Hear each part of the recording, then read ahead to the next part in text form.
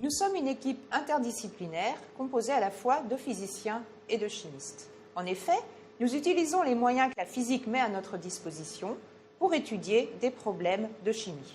Par exemple, la reconnaissance moléculaire, comment deux molécules se reconnaissent entre elles au sein d'un édifice biologique, la reconnaissance chirale, qui fait appel à la symétrie des molécules, ou bien encore la synthèse de longues chaînes carbonées dans l'espace interstellaire.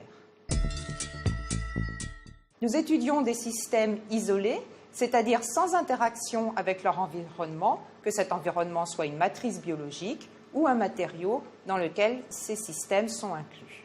On rencontre ces systèmes isolés dans des milieux très peu denses, par exemple le milieu interstellaire, et un des aspects de notre travail, c'est de comprendre la structure des molécules qui existent dans de tels milieux.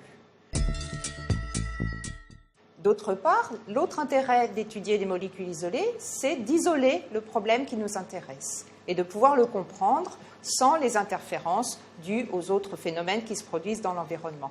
Par exemple, on peut fabriquer des capteurs aujourd'hui qui reconnaissent des bactéries grâce à la présence de sucre à la surface de ces capteurs qui vont reconnaître la surface de la bactérie, qui est une protéine. Notre travail, ça consistera à imiter la partie de la protéine qui interagit avec le sucre, imiter le sucre et faire interagir ces deux sous-unités en phase gazeuse pour comprendre les mécanismes d'interaction.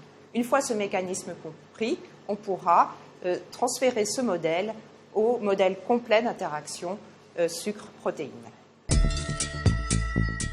On étudie ces molécules en phase gazeuse dans des conditions où elles sont à la fois froides et isolées de leurs voisines. On peut aussi les diluer dans un gaz inerte et condenser ce gaz sur une fenêtre froide et on forme ainsi comme un givre dans lequel sont piégées les molécules qu'on veut étudier.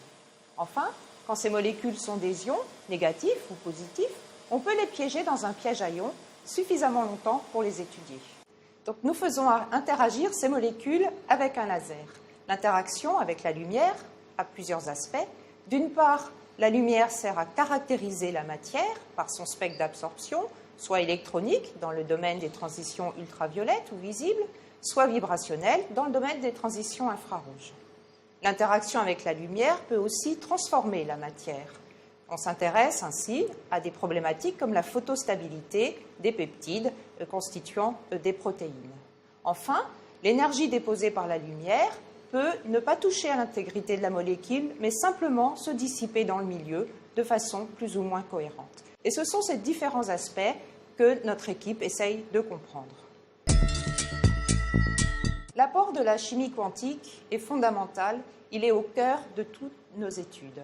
L'expérience guide la théorie et la théorie éclaire l'expérience.